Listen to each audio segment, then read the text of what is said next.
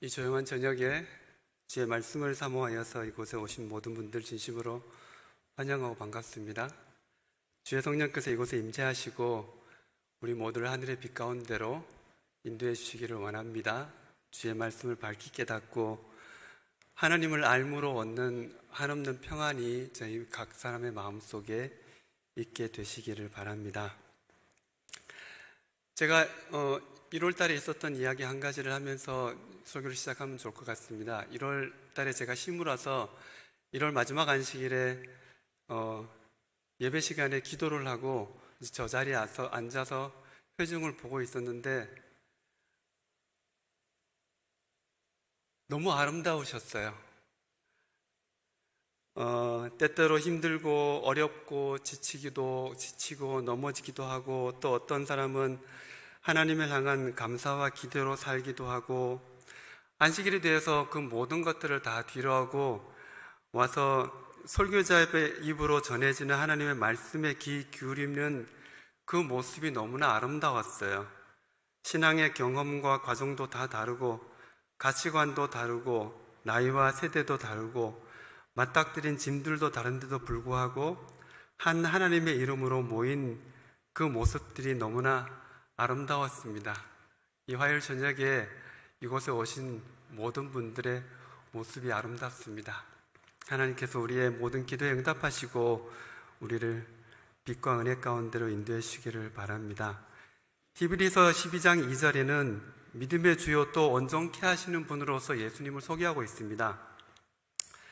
믿음의 주라는 뜻은 예수께서 믿음의 주권자요 주인이라는 뜻이고, 그래서 각 사람의 믿음을 온전케 하시는 분이라고 소개하고 있는데, 믿음의 주권자이신 그리스도는 각 사람을 모태에서부터 조성하시고 각 사람의 체질과 약한 점과 강점과 미래와 가능성을 다 자세히 아시고, 그래서 일생의 시작부터 이끌어 보호해 오셨고, 그 이끄심에 반응한 결과로 주님을 믿고 하나님을 아버지라 부르게 되었고, 무덤에서 잠시 쉴 때까지 일생 전체를 통하여 이끄시고 인도하시고 돌보실 그리스도를 표현하고 있습니다. 우리가 하나님을 알지 못했을 때, 우리가 모태에서 조성될 그때부터 하나님은 우리를 자세히 아시고 우리를 위한 계획을 가지고 계시고 오늘까지 인도해 주셨고, 그분의 이끄심에 반응한 결과로 저와 여러분이 여기에 있다고 생각을 합니다. 오늘 설교 제목은 하나님께 맡기라입니다. 성경에는 너의 행사를 여호와께 맡기라, 마음을 다하여 여호와를 신뢰하고 내 명철을 의지하지 말라, 너희 염려를 주께 맡기라, 아무것도 염려하지 말고 너희 구할 것을 하나님께 아뢰라. 그리고 잠언에 나타난 하늘의 지혜를 구하라는 요청에서 자기 십자가를 지고 따르라는 부르심까지, 성경은 자신을 의지하지 말고 하나님을 의지하는 요청으로 일관되게 표현하고 있습니다. 성경은 사람의 본성은 죄로 기울어져 스스로를 의지할 때 곁길로 넘어질 수밖에 없고, 전능하신 분의 지혜를 의존해서 살라고 계속해서 말합니다. 아담의 그 첫 위기의 때에 아담이 그 죄 없는 본성의 상태에서도 자신의 지혜를 의지하고 넘어진 후에 믿음의 조상들은 늘 하나님의 지혜와 능하심, 그분이 정하신 방법과 때에 의지하는 것을 어려운 과정을 통해서 배워야 했고, 그것을 배워 실천하는 사람들은 성공적으로 생애한 것을 기록을 통해서 읽을 수 있습니다. 아브라함은 100세가 다 되어서야 그것을 깨달았고 120세가 넘어서 그것을 확실히 배웠음을 아들을 바치는 그 장면을 통해서 자기가 그것을 확실히 배웠음을 드러냈습니다. 다른 성경의 인물들의 이야기도 일관되게 자신을 의지하지 말고 믿음으로 하나님을 의지해야 할 것을 알려줍니다. 오늘은 하나님께 맡기라는 제목으로 자신을 다 내어주는 하나님의 사랑과 자기를 부인하는 정신이 하나님의 본성에 속하는가? 삼위 하나님이 자기를 부인하심으로 결속되셨는가? 성화의 최종 목표는 무엇인가 등을 주제로 말씀을 나누려고 합니다. 저는 신학을 공부하지도 않았고 목회자도 아니기 때문에 성경에 대한 이해와 접근이 많이 부족할 수 있습니다. 서류에 미리 밝히니까 염두에 두시고 이것이 하나님의 말씀인가 깊이 선고하는 마음으로 들어주시면 감사하겠습니다. 하나님은 마치 이 지구에 80억 인구가 있을지라도 한 사람만 존재하는 것처럼 우리를 세밀하게 아시고 돌보십니다. 이사야 44장 2절에는 너를 지으며 너를 모태에서 조성하고 너를 도와줄 여호와가 말하노라. 나의 종 야곱 나의 택한 여수로나 두려워 말라라고 이야기합니다. 시편 139편 13절에서 16절에서는 주께서 내 내장을 지으시며 나의 모태에서 나를 만드셨나이다. 내가 은밀한 데서 지음을 받고 땅의 깊은 곳에서 기이하게 지음을 받은 때에 나의 형체가 주의 앞에 숨겨지지 못하였나이다. 내 형질이 이루어지기 전에 주의 눈이 보셨으며, 말하자면 하나님이 우리 각 개인의 유전자가 조성되고 우리의 기질이 어떨 것인지, 우리의 신체적 특징이 어떻게 될 것인지 미리 다 아시고 우리의 가장 깊은 곳까지 친히 짜 조성하셨음을 이 성경절에서 유추할 수 있습니다. 예레미야 1.5절에서는 내가 너를 모태에 짓기 전에 너를 알았고 내가 배에서 나오기 전에 너를 성별하였고, 하나님의 지식은 우리의 출생 이전, 심지어 우리가 모태에서 만들어지기 이전부터 시작됩니다. 그런 하나님은 마치 지상에 한 사람만 있는 것처럼 나를 사랑하실까요? 그렇게 한 사람만 있는 것처럼 나를 대하실까요? 이 부분은 하나님의 전지성과 편재성과 무한한 사랑과 관련되어 있습니다. 말하자면 하나님이시기에 가능하신데요, 그분의 주의력은 우리의 사람의 주의력은 동시에 한 사람 이상에게 완전히 집중할 수 없지만 아마 자식이 1000명쯤 되면 하나 정도 없어져도 이름도 다 기억 못하고 없어져도 알지 못할는지 모르지만, 하나님은 80억 인구 모두에게 동시에 100%의 관심을 쏟으실 수 있는 분이십니다. 그 근거를 몇 가지 될 수 있는데요, 마태복음 20장 29절 30절에는 너희에게는 심지어 머리털까지도 다 세신 바 되었으니, 머리카락 수는 계속 변하지만 하나님은 그 실시간의 변화조차 놓치지 않을 만큼 우리에게 지대한 관심을 가지고 계심을 알 수 있습니다. 또 누가복음 15장에서 이런 장에 비유해서 예수님은 99마리를 두고 잃어버린 한 마리를 찾아 나섭니다. 이는 하나님께서 집단을 넘어 개인의 가치를 천하보다 귀중하게 여기심을 보여줍니다. 그래서 신학자 성 어거스틴은 이에 대해서 이렇게 말했습니다.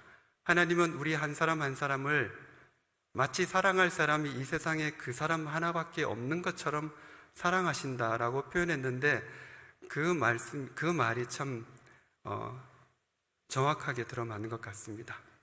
하나님은 나를 향한 구체적인 계획을 가지고 계시는가? 에베소서 2장 10절에 우리는 그가 만드신 바라 그리스도 예수 안에서 선한 일을 위하여 지으심을 받은 자니 이 일은 하나님이 전에 예비하사 우리로 그 가운데서 행하게 하려 하심이니라. 우리를 만드셨을 뿐만 아니라 우리가 걸어가야 할 길, 우리가 이 땅에 있는 모든 목적과 계획도 미리 예비하셨다고 말합니다. 시편 139편 16절에는 나를 위하여 정한 날이 하루도 되기 전에 주의 책에 다 기록이 되었나이다. 우리의 인생 전체가 하나님의 주권적인 계획 안에 있음을 표현하고 있습니다. 우리는 어쩌다가 생긴 존재들이 아니고 그분의 분명한 계획과 목적 안에 있다고 성경은 분명히 밝히고 있습니다. 그래서 이것을 또 배울 수 있는데요, 사람을 향한 하나님이 그 개인을 향한 관심이, 그분의 모든 관심을 각 개인 하나하나에게 100% 쏟을 수 있다면 사람을 향한 그분의 고백은 너는 내 전부다 라고 고백한다고 이해할 수 있습니다.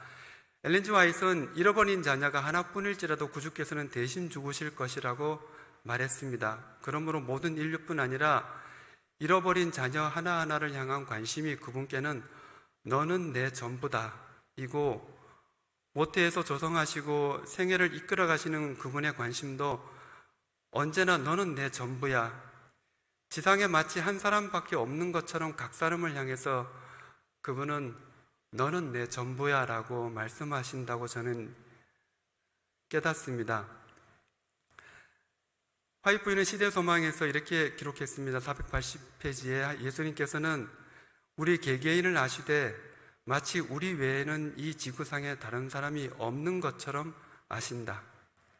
한 영혼의 가치는 온 세상보다 크다. 만약 잃어버린 자녀가 나 하나뿐이었더라도 예수님은 십자가를 지셨을 것이다 라는 말은 단순한 가정법이 아니고 사랑의 밀도를 설명합니다. 하나님의 사랑을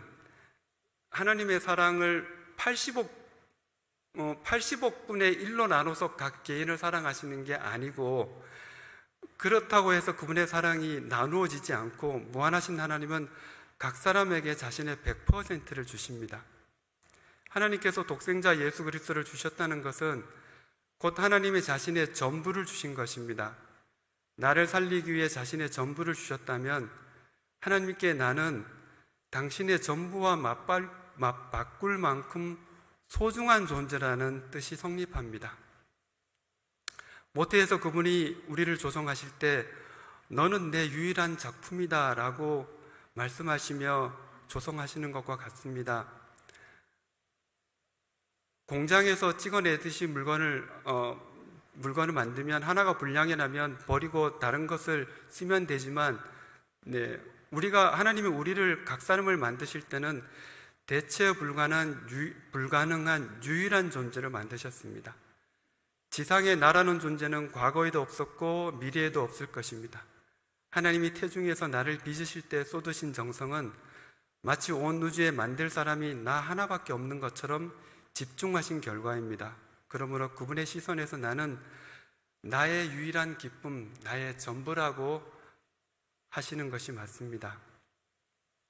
마치 지상에 한 사람밖에 없는 것처럼 나를 대하신다는 것은 관계의 친밀성을 말합니다. 우리가 기도할 때 하나님은 다른 사람들의 기도를 듣느라 바빠서 내 말을 대충 들으시는 법이 없습니다.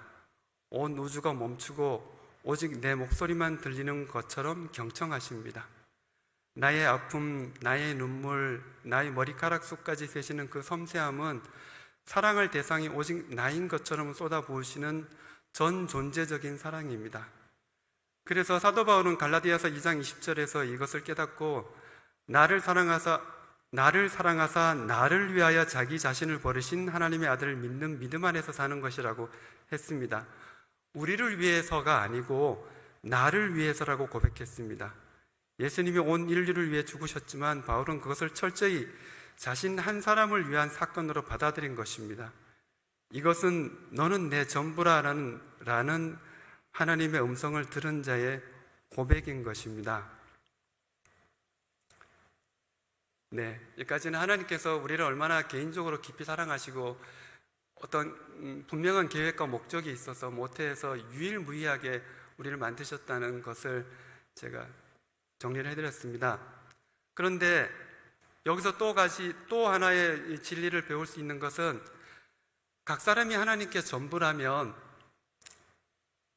그분께 내가 전부라면 그분은 각 사람의 모든 비애를 느끼신다는 것을 알 수 있습니다. 하나님은 사랑 때문에 고통을 당하십니다. 시대소망 823페이지에 그리스도께서는 고통당하는 모든 사람의 비애를 느끼신다. 악한 영들이 인간의 몸을 해칠 때에 그리스도께서는 저주를 느끼신다. 열병이 금생의 생명을 불태우고 있을 때에 그분은 괴로움을 느끼신다. 화이트의 글은 하나님의 사랑이 단순한 감정을 넘어 피조물의 고통을 자신의 것으로 삼으시는 완전한 동일시임을 보여줍니다. 내가 하나님의 전부라면 나의 아픔은 곧 하나님의 아픔이 되는 것이 당연합니다.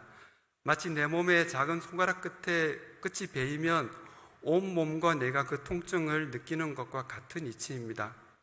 성경은 이러한 하나님의 고통과 우리의 아픔에 동참하시는 마음을 생생하고 구체적으로 묘사하고 있는데요. 이사야 63장 9절에 그들의 모든 환난에 동참하사 자기 앞에 사자로 하여금 그들을 구원하시며 그의 사랑과 자비로 그들을 구원하시고, 이 성경절을 조금 더 구체적으로 알 수 있는데, 그들의 환난에, 모든 환난에 동참하사, 이것을 영어 성경에서는 In all their affliction he was afflicted. 그들의 모든 고통 때마다 하나님이 고통을 당하셨다라고 표현하고 있어요. 하나님은 하늘 보좌에 앉아서 인간의 고통을 관망하는 분이 아닙니다. 이스라엘이 이집트에서 노예 생활을 할 때, 광야에서 고생할 때 하나님도 그 현장에서 함께 괴로워하셨다고 성경은 기록합니다.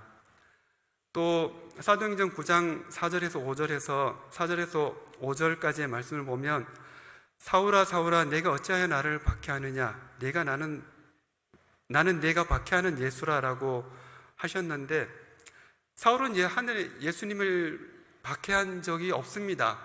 사울이 박해를 했다면 땅에 있는 신자들을 괴롭혔을 뿐이지만, 예수님은 당신의 자녀가 당하는 고통을 자신이 직접 당하는 고통으로 느끼셔서 나는 내가 박해하는 예수라라고 말씀하셨습니다. 히브리서 4장 15절에는 우리의 연약함을 체휼하지 아니하는 자가 아니오라고 말씀을 하고 있는데, 우리에게 있는 대제사장은 우리의 연약함을 동정하지 체휼하지 못하는 자가 아니오 모든 일에 우리와 똑같이 시험을 받으신 이로되, 이 체휼이라는 단어는 그 원어의 뜻을 표현하자면 함께 고통을 겪다에서 온 단어입니다. 예수님은 육체를 입고 오셔서 배고픔, 목마름, 피곤함, 매맞음, 거절당함의 고통을 모두 겪으셨습니다. 그래서 열병이 생명을 불태울 때, 아까 화이트부인의 글을 읽어드린 것처럼 열병이 생명을 불태울 때 그 고통이 어떤 것인지 이론이 아니라 경험으로 뼛속 깊이 아십니다. 그분은 우리의 아픔을 이해하는 수준을 넘어 지금도 함께 느끼고 계십니다. 그리고 스가랴 2장 8절의 말씀, 만군의 여호와께서 이같이 말씀하시되 너희를 범하는 자는 그의 눈동자를 범하는 것이라. 마치 당신의 눈동자가 찔리는 것 같은 예민한 고통으로 당신의 자녀의 아픔을 느끼신다고 표현하고 있습니다. 그리고 마태복음 25장 40절에서 내가 진실로 너희에게 이르노니 너희가 여기 내 형제 중에 지극히 작은 자 하나에게 한 것이 곧 내게 한 것이니라고 말씀을 하셨는데, 병든 자, 옥에 갇힌 자, 굶주린 자의 고통이 바로 예수님 자신의 고통이라는 선언입니다. 이것처럼 이 모든 말씀은 우리가 아플 때 주님이 아프시다라는 신학적 근거가 됩니다. 사랑의 반대말은 미움이 아니라 무관심입니다. 무관심한 사람은 상대가 죽어가도 고통을 느끼지 않습니다. 하지만 사랑이 깊을수록 상대방의 고통은 내게 더 큰 통증으로 전이됩니다. 여러분이 자녀가 아프면 차라리 내가 아프고 싶다라고 다 그러시죠?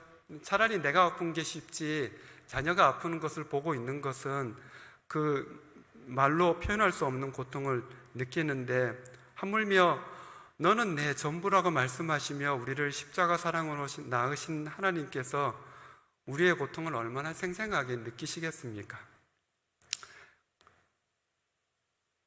하나님이 우리가 아플 때 하나님은 우리보다 더 아파하십니다. 왜냐하면 우리는 그분의 전부이기 때문입니다. 이런 사랑으로, 자신의 전부를 우리에게 주시는 사랑으로 함께 아파하고 함께 기뻐하고 함께 우시고 모태에서 나를 조성하시고 유일무이한 존재로 만드시고 나를 위한 계획을 내가 있기 전부터 책에 기록하신 하나님은 자기를 부인하고 나를 따르라고 요청하십니다. 그리스도께서 이 땅에 계실 때 하나님 아버지를 전적으로 의존하고 사셨습니다. 그분이 한 행동은 하나님이 그 날마다 지정하신 일이었고, 그분이 하신 말은 하나님이 하라고 하신 말씀이었고, 날마다 아버지께서 열어주시는 대로 생애하셨습니다. 그리고 나처럼 되라라고 말씀하십니다. 그리스도인의 삶의 방식은 그래서 자기를 부인함으로 삽니다. 내 안에는 선한 것이 전혀 없다는 것, 나는 멀리 보지 못하고 내 마음속의 이기심과 자기 중심적 사고와 죄로 기울어지는 성향을 스스로 이겨낼 방법이 없다는 것과 내가 하는 모든 행동과 생각은 이기심으로 오염되어 있어서 하나님을 완전히 의존하지 않고는 안전하지 못하다는 것을 깨닫고 계속해서 자기를 부인하고 날마다 죽는 것이 그리스도인의 삶의 방식입니다. 그리스도인은 죽음으로 살고 이깁니다. 모든 길에 하나님의 인도를 구하고 모든 결정에 그분의 승인을 기다리고 그분이 주시는 지혜와 힘과 내 안에 계시는 그분의 사랑을 힘입어서 삽니다. 오직 그분이 삶의 열쇠이며 내 걱정과 염려와 두려움에서 자유로워질 유일한 방법입니다. 몇 년 전에 있었던 이야기 하나를 해드리겠습니다.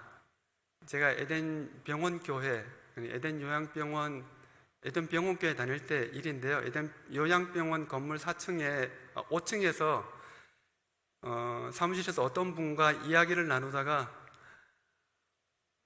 정말 속이 많이 상했어요. 이 억울하고 이 답답한 심정을 말도 못하고 그리고 꾹 참고서 계단을 이제 내려오면서 이 가슴에서 활활 타는 미움과 복수심으로 어떻게 할 줄 모르는 그 복수심으로 계단을 내려오다가 하나님,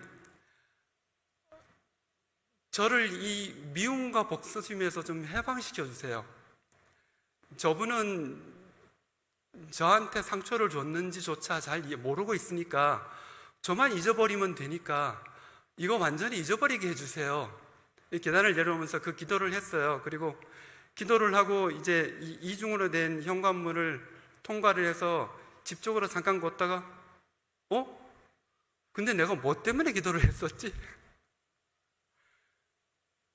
제가 누구와 그런 대화를 했는지 무엇 때문에 그런 일이 있었는지를 완전히 잊어버렸어요. 그 몇 초 안 되는 시간에 무슨 일이 있었다는 것과 제가 그렇게 기도를 했다는 것과 그래서 잊어버렸다는 것은 분명히 그게 언제인지도 확실하게 기억을 하는데 그 일이 무엇이었는지 그 대상이 누구였는지는 기도의 응답대로 그대로 고스란히 잊어버리고 말았어요. 그리스도인은 이것처럼 하나님을 의존함으로 살아갑니다. 내 스스로 잊으려고 머리를 쥐어박고 그렇게 하는 것이 아니라 그렇게 단순히 그분을 의지해서 살아가는 것이 그리스도의 삶의 방식이라고 저는 생각을 합니다. 이 이야기는 좀 극적인 것이지만 날마다 큰 일이나 작은 일에서 그분을 의지함으로 살 수 있고 그분은 무엇이든지 말씀드리면 들으시고 응답하십니다. 그래서 하루에도 여러 번 내 뜻을 꺾고 하나님을 의지하고 도움을 요청하고 그래서 그분이 주시는 그런 길을 열어주시는 건 여러 가지 기도의 응답을 힘입어서 살고 있습니다. 빌립보서 4장 6절에서 7절에는 아무것도 염려하지 말고 다만 모든 일에 기도와 간구로 너희 구할 것을 감사함으로 하나님께 아뢰라. 그리하면 모든 지각에 뛰어난 하나님의 평강이 그리스도 예수 안에서 너희 마음과 생각을 지키시리라고 말씀했는데 이 말씀은 문자 그대로 이루어집니다. 그분께 맡기면 도저히 이해할 수 없는 평안이 우리의 마음을 감싸게 됩니다. 그리고 우리를 한없는 평강으로 인도하실 뿐만 아니라 그 모든 기도에 대한 응답으로 나를 변화시키든지 사태를 바꾸시든지 상대방을 바꾸시든지 어쨌든 응답을 하십니다.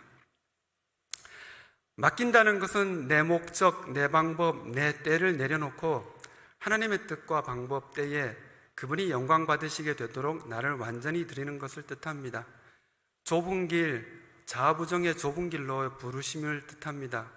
그러나 그 부르심에 굴복하면 내 전 존재를 그분께 맡기면 거기에 비로소 좁아 보였던 그 길이 그분께 완전히 맡길 때는 거기에 대로가 있는 것을 깨닫게 됩니다. 이제는 자기를 부인하는 정신이 하나님의 존재의 법칙일까? 이 주제를 가지고 너무 듣지 않게 서둘러서 또 설명을 하고 마치겠습니다. 자기 자아를 부인하는 정신, 자기를 부인하는 사랑, 자기의 유익을 구하지 않는 사랑, 이게 다 같은 말입니다. 그것은 하나님의 본성에 속하며 삼위 하나님은 자기를 부인하고 자기의 유익을 구하지 않고 서로를 위하여 희생하는 자기 희생적 사랑으로 연합되셨다는 것을 이제부터 여러분에게 설명해 드리겠습니다. 성경은 자아 부인과 자기의 유익을 구하지 않는 사랑이 단순히 인간이 도달해야 할 덕목이 아니라 하나님의 본질이자 삼위일체 하나님의 존재 방식임을 강력하게 증언하고 있습니다. 삼위 하나님께서 어떻게 서로를 위해 자기를 비우시고 서로를 영화롭게 하시며 자기 유익을 구하지 않는 사랑으로 연합되어 계신지 성경 구절을 통해 체계적으로 정리를 해보겠습니다. 하나님의 본질은 하나님은 사랑이시고 그분의 사랑은 자기의 유익을 구하지 않는 사랑입니다. 요한일서 4장 8절과 16절에는 하나님의 사랑이시라 그랬고 고린도전서 13장 5절에는 사랑은 자기의 유익을 구하지 않는다 그랬습니다. 하나님은 사랑이시므로 하나님은 자기의 유익을 구하지 않으시는데 이것이 신성의 기초인 듯합니다. 성자 예수님이 이 땅에 오셔서 생애하실 때의 모습을 소개해 드리겠습니다.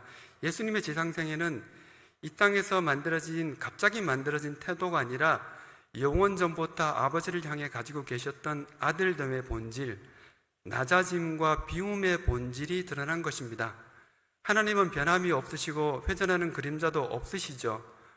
그래서 그분은 하늘에서의 그분의 정신과 태도가 이 땅에서 일시적으로 바뀌어서 드러난 것이 아니고 하나님은 변함도 없으시고 회전하는 그림자도 없으시기 때문에 이 땅에서 지셨던 예수님은 하늘에서도 그런 분이시라는 것을 드러내고 있습니다.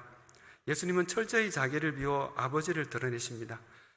자기의 영광을 구하지 않으시는데 요한복음 8장 50절에 나는 내 영광을 구하지 아니하나 구하고 판단하는 이시가 계시니라고 말씀하셨고 요한복음 7장 18절에 스스로 말하는 자는 자기 영광만 구하되 보내신 이의 영광을 구하는 자는 참되니 그 속에 불의가 없느니라.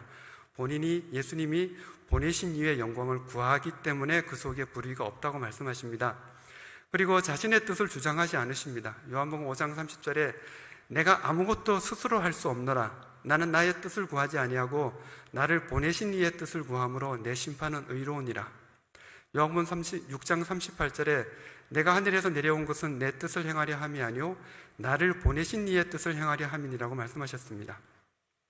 빌립보서 2장 6절 7절에서는 그는 근본 하나님의 본체시나 하나님과 동등됨을 취할 것으로 여기지 아니하시고 오히려 자기를 비워 종의 형체를 가지셨다고 말씀하십니다. 이에 비해서 성부 하나님은 그분에 대해서 또 말씀드리겠습니다. 많은 경우 성부 하나님은 영광을 받기만 하는 분으로 오해되지만 성경은 아버지께서도 아들을 위하여 모든 것을 내어주시고 아들을 영화롭게 하는데 전념하시는 분임을 보여줍니다. 요한복음 3장 35절에 아버지께서 아들을 사랑하사 만물을 다 그 손에 주셨다고 하고 요한복음 5장 22절에서는 아버지께서 아무도 심판하지 아니하시고 심판을 다 아들에게 맡기셨다고 합니다. 또 아들을 영화롭게 하시는데 요한복음 8장 54절에 예수께서 대답하시되 내가 내게 영광을 돌리면 내 영광이 아무것도 아니거니와 내게 영광을 돌리시는 이는 아버지시니 아버지가 아들에게 영광을 돌리신다고 표현하고 있고 요한복음 17장 1절에 아버지여 때가 이르렀사오니 아들을 영화롭게 하사 아들로 아버지를 영화롭게 하옵소서. 아버지는 아들을 영화롭게 하고 아들은 아버지를 영화롭게 하는 관계를 표현하고 있습니다. 그리고 로마서 8장 32절에서는 가장 소중한 것을 내어주시는 그 희생의 아버지를 표현하고 있는데 자기 아들을 아끼지 아니하시고 모든 사람을 위하여 내주신 이가 아버지는 아들이 십자가에서 고통당할 때 전능한 능력으로 개입하여 구하고 싶은 부성애를 부인하고 침묵하심으로 구원을 완성하셨고 사실상 십자가에서 아버지도 죽음 같은 고통을 겪으셨습니다. 성령의 자아 부인을 소개해드리겠습니다. 성령님은 흔히 수줍은 분, 조용히 계신 분으로 묘사되지만 성령은 결코 자신을 드러내거나 자신의 이야기를 하지 않고 오직 예수 그리스도를 증언하고 그분을 영화롭게 하는 데 집중하십니다. 자의로 말하지 않고 듣는 것을 말하시는데 요한복음 16장 13절 그가 진리의 성령이 오시면 그가 자의로 스스로 말하지 않고 오직 들은 것을 말하며 또 자기를 숨기고 그리스도만 드러내시는데 요한복음 16장 14절 그가 내 영광을 나타내리니 내 것을 가지고 너희에게 알리시겠습니다. 요한복음 15장 26절 아버지께로서 나오시는 진리의 성령이 오실 때 그가 나를 증언하실 것이요. 성령은 자신의 스스로의 이야기를 하시는 것이 아니라 그리스도를 드러내고 그리스도를 증언하신다고 표현하고 있습니다. 그래서 이 삼위 하나님은 서로가 서로 안에 거하는 신비한 연합 속에 계신데 이것은 서로에게 자신을 완전히 개방하고 내어주지 않으면 불가능한 상태입니다. 요한복음 14장 10절에서 11절 내가 아버지 안에 있고 아버지는 내 안에 계신 것을 네가 믿지 아니하느냐? 아버지께서 내 안에 계셔서 그의 일을 하시는 것이라. 아버지께서 내 안에 계셔서 그의 일을 하신다는 뜻은 예수께서 나는 없고 아버지가 내 안에서 아버지의 일을 하신다면 나는 사라진 것이죠. 내 것은 다 아버지의 것이요 아버지의 것은 다 내 것인데 이 말씀은 소유와 존재의 완전한 개방입니다. 이 주제를 제가 이 너무도 아름다운 주제를 잘 설명하지 못해서 죄송합니다. 요한복음 17장 21절에는 아버지여 아버지께서 내 안에 내가 아버지 안에 있는 것 같이 그들로 다 하나가 되어 우리 안에 있게 하사. 아들은 아버지에게 자신을 다 완전히 내어드리고 비웠고 아버지도 아들에게 자신을 다 내어주고 비웠고 그래서 아들 안에 아버지가 있고 아버지가 아들 안에 있는 이 놀라운 관계에 우리도 초청하시고 계신 것입니다. 너희가 내 안에 있고 나도 너희 안에 있고 싶다고 하는 이 정말 제가 다 이해 못할 놀라운 연합의 관계로 우리를 초청하고 있는 것입니다. 말하자면 이 하나님의 자아부인은 말하자면 이런 것입니다. 네가 잘 되니 난 참 너무 좋다. 성부 세 삼위 하나님께서도 하나님이 서로가 잘 되시는 나는 너무 좋다. 내가 없으니 너무 좋다라고 말씀하시는 것입니다. 인용한 성경절들에서는 온통 자기의 유익을 구하지 않고 내 영광을 구하지 않고 보내신 이의 영광을 구하고 나의 뜻을 구하지 않고 내 자의로 행할 수 없고 내 뜻을 행하려 하지 않고 보내신 이의 뜻을 행하려 하고 자기를 비우고 다 주고 다 맡기고 듣는 것을 말하고 주신 이의 영광을 나타내고 주신 일을 증언하고 하나님이 이런 분이라고 강력히 증거하고 있습니다. 그래서 우리가 깨달을 수 있는 것은 이처럼 삼위 하나님은 나를 위해 너는 존재하라가 아니라 당신을 위해 내가 존재합니다 라는 자아부인과 상호 희생의 사랑으로 영원히 결속되어 계심을 알 수 있습니다. 그러므로 그리스도께서 우리에게 자기를 부인하고 나를 따르라고 하신 것은 우리를 얽어매려 하는 것이 아니라 이 영광스럽고 자유스러운 하나님의 사랑의 교제 속으로 들어오라는 초대임이 성경적으로 확실합니다. 자기 부정은 하나님의 본성과 존재의 법칙이며 그리스도인의 성화도 바로 그것을 배우는 것입니다. 요약하자면 자기를 부인하는 정신 곧 자기의 유익을 구하지 않는 사랑은 하나님의 본성과 존재의 방식이고 그리스도인이 사는 방식이어야 하며 또한 우주의 영원한 안녕을 위한 필수적 방법이기에 이 땅에서 그리스도인이 반드시 배워야 하는 것이고 성화의 목적이 여기에 있는 것입니다. 이걸 조금 더 풀어서 설명을 해보겠습니다. 신학적 차원에서 하나님의 본질은 그분의 존재 방식은 사랑입니다. 자기를 부인하고 남을 위하여 사는 것은 하나님이 무엇을 하시는가의 문제가 아니라 누구이신가의 문제입니다. 삼위일체 하나님이 영원 전부터 누리시는 기쁨의 원천이 바로 상호 희생적 사랑에 있습니다. 우리는 어떤 사람을 신뢰하고 내가 완전히 내 자신을 내어주려면 그 사람을 완전히 신뢰할 만한 대상일 때만 가능합니다. 조금이라도 상대방이 자신의 유익을 구한다면 그 관계는 깨어지고 말 것입니다. 그러나 하나님은 전혀 자기의 유익을 구하지 않으시는 분들이기 때문에 그런 사랑으로 결속되실 수 있는 분들이십니다. 우주적 차원에서 생각해보면 이 하나님의 사랑은 자기의 유익을 구하지 않는 사랑은 영원한 안녕의 기초입니다. 이타적 사랑만이 우주의 유일한 생존 법칙입니다. 죄의 본질은 자기중심성입니다. 루시퍼가 타락한 이유는 자기를 높이고자 했기 때문입니다. 만약 구원받은 성도들이 다시 이기심을 품는다면, 자기중심적인 생각을 품는다면 우주에는 또다시 죄와 반역이 일어날 것입니다. 그래서 재난이 두 번 다시 일어나지 않으려면 구원받은 모든 존재는 하나님이 보여주신 자기 부인의 원칙을 자발적으로 받아들이고 그것을 생명의 호흡으로 삼아야만 합니다. 이것이 우주의 영원한 평화를 보장하는 안전장치입니다. 인간론적 차원에서는 이것이 성화의 궁극적 목적입니다. 성화는 착한 사람이 되는 것이 아니라 신의 성품으로 회복되는 것입니다. 이 땅에서의 삶은 천국의 예절과 언어를 배우는 훈련소입니다. 천국은 모두가 남을 위해 사는 곳인데 이기심을 버리지 못한 자가 그곳에 간다면 그곳은 그에게 천국이 아니라 지옥이 될 것입니다. 우리가 이 땅에서 고난과 시련을 통해 자아를 부인하는 법을 배우는 이유는 천국 시민으로서의 자격, 즉 하나님과 같은 사랑의 본성을 갖추기 위함입니다. 이 실천적 차원에서는 그리스도인 삶에서 자아 부인은 구원의 조건이 아니라 생명의 호흡입니다. 그리스도는 십자가를 바라봄으로써 하나님도 자기를 부인하시는데 하물며 피조물인 내가 자아를 주장할 수 있는가? 라는 거룩한 탐복 속에 사는 사람들인 것입니다. 요약하자면 이 땅에서 그리스도인이 반드시 배워야 하는 것이 이것이고 성화의 목적이 바로 여기에 있습니다.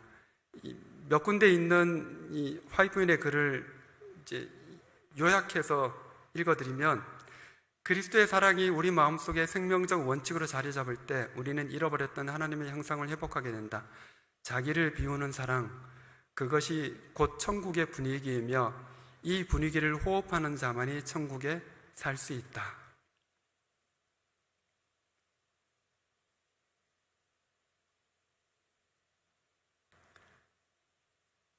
마음이 무거우세요? 오늘 읽었던 말씀을 잠깐 요약한 다음에 마지막 말씀을 드리고 마치겠습니다. 제가 오늘 소개했던 말씀은 하나님은 마치 세상에 단 한 사람만 존재하는 것처럼 우리를 세밀하게 아시고 돌보신다라고 소개했고, 사람을 향한 그분의 고백은 너는 내 전부야 라고 소개했고, 각 사람이 하나님께 전부이어서 그분은 모든 사람의 비애를 느끼고 하나님은 사랑 때문에 고통을 당하신다고 말씀드렸고요. 그리스도께서 우리로 자기를 부인하고 나를 따르라고 부르셨고, 그리스도인의 삶의 방식은 자기를 부인함으로 이루어진다고 소개했고, 자기를 부인하는 정신은 하나님의 존재의 법칙임을 소개했으며, 자기 부정은 하나님의 본성과 존재의 법칙이며, 그리스도인의 성화도 바로 그것을 배우는 것이라고 제가 소개했습니다. 마지막으로 나를 따라오려거든 자기를 부인하고 자기 십자가를 지고 나를 따르라고 하신 그 예수님의 말씀의 아름다운 이유를 소개하고 마치겠습니다. 여러분 친구가 있으세요?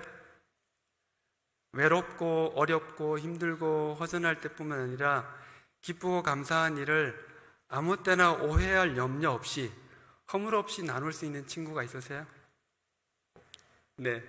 벌거벗고 있어도 전혀 부끄러울 것 없는 친구가 있으세요? 훌륭하십니다.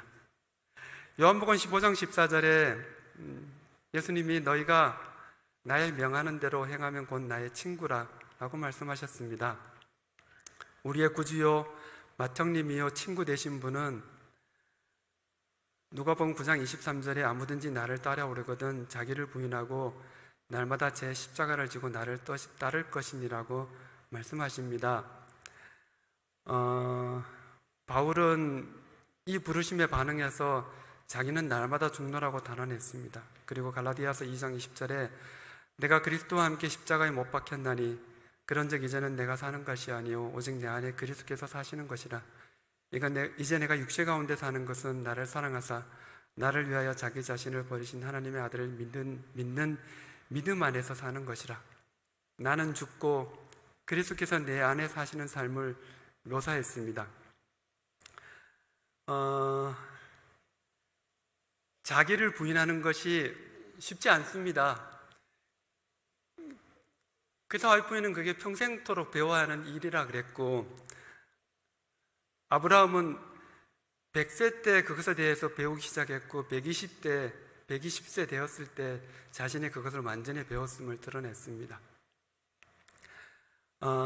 그런데 이 예수님의 부르심은 저는 이렇게 이해합니다. 이 땅에서 그리스도인으로 산다는 것은 험난한 길을 걸어야 하는 것이니 너 스스로는 결코 해낼 수 없으니 나를 완전히 의지하고 맡겨라. 내가 너의 안에서 일하게 하라. 내가 너와 함께 하게 하라. 내가 아버지와 하나여서 그분을 완전히 의존하며 그 안에서 평안을 누리며 전능하신 분의 그늘 아래 거하는 것처럼 너도 내 안에 거하고 내가 너희 안에 거하게 해줘.